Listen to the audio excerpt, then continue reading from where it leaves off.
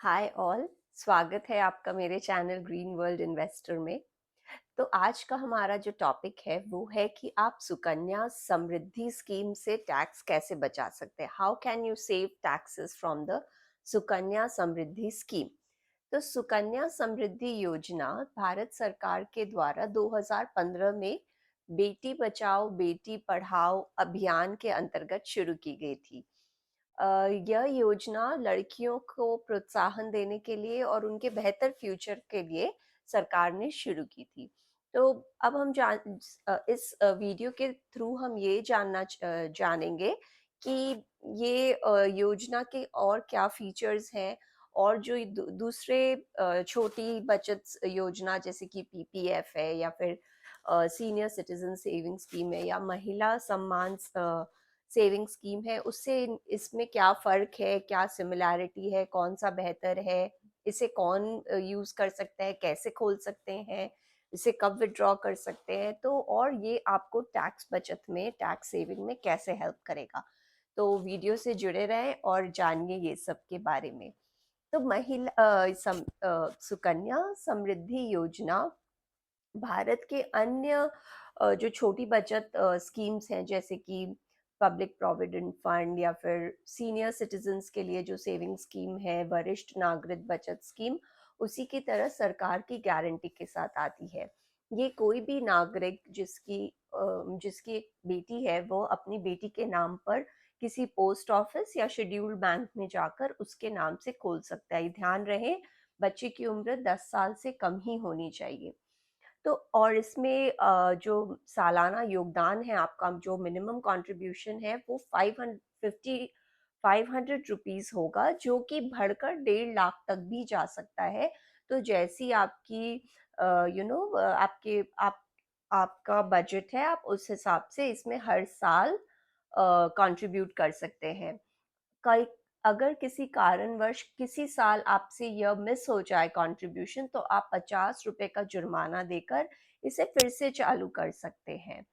और इसके बारे में जो हमने टैक्स के बारे में बात की है कि आप टैक्स सेव कैसे करते हैं, तो अगर आपकी एक बेटी है, आपने इसके उसके नाम पे ये खोल दिया, तो ध्यान रहे जो भी इंटरेस्ट आप इस स्कीम से अर्न करेंगे, जो आपकी कमाई होगी, वो टैक्स एग्जेम्प्ट है, यानी उस पे टैक्स नहीं लगेगा। और भारत सरकार के आय कर के 80C के अंतर्गत आपको 1.5 लाख तक का लाभ भी मिलेगा। तो आशा करती हूँ आपको मेरा वीडियो पसंद आ रहा है। आप ज़रूर इस वीडियो को लाइक करें और लोगों के साथ इसे शेयर करें, ताकि उन्हें भी इसके बारे में पता चले और मेरा वीडियो भी पॉपुलर हो जाए। तो चलिए आगे और जानते हैं इसके बारे में। इस योजना की अवधि 15 साल तक की है, जो कि महिला सम्मान सेविंग स्कीम से बेहतर है, क्योंकि उसमें आपको सिर्फ 2 साल का ही पीरियड मिलता है इन्वेस्टमेंट का। तो जिनका आउटलुक थोड़ा लॉन्ग टर्म है, उनके लिए यह स्कीम बेटर है, क्योंकि इसमें आपको 15 साल की अवधि मिल रही है। और अभी जो एसएसवाई स्कीम का ब्याज दर यानी इंटरेस्ट रेट है वो है 7.6%, जो कि आपके पीपीएफ के 7.1% से भी बेहतर है, और जो हमारे एफडी रेट्स हैं जो 7 से 8% है अभी, उससे तुलनीय है। तो उस एरिया में भी it is very comparable compare to the other schemes in India. बाकी यह स्कीम आपकी बेटी के 21 साल की उम्र में तक, या फिर आपने जब इन्वेस्ट किया उस 15 साल तक मैच्योर होगा। अगर आप चाहें तो बच्ची के 18 साल होने पर आप इससे उसकी पढ़ाई के लिए या फिर शादी के लिए उसके 50% तक विड्रॉ कर सकते हैं। इस पे कोई भी जुर्माना नहीं लगेगा। तो बच्ची के माता पिता या फिर उनके जो भी कानूनी अभिभावक यानी कि लीगल गार्जियन है, वो इस स्कीम को खोल सकते हैं उसके नाम पर ध्यान रखें कि एक बच्ची के नाम पर केवल एक ही अकाउंट हो सकता है, एक से ज्यादा नहीं हो सकता है, तो वो ध्यान रखें।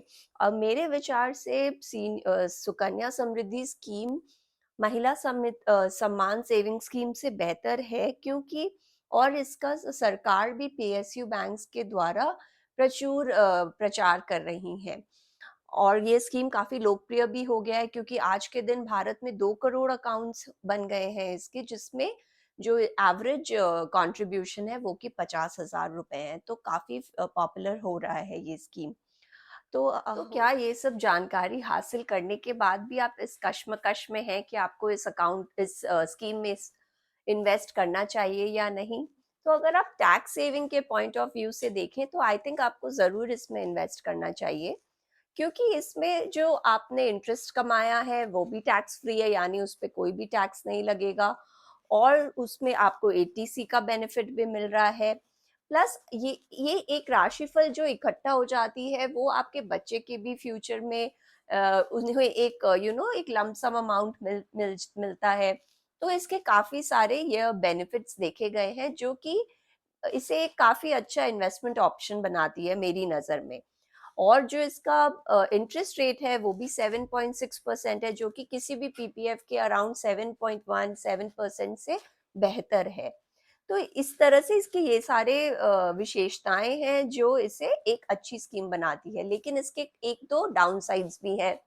तो नंबर वन डाउन साइड तो हमें पता है, तो ये स्कीम केवल लड़कियों के लिए है, बेटियों के लिए है। तो अगर आपका एक बेटा है तो आप इसमें इन्वेस्ट नहीं कर सकते।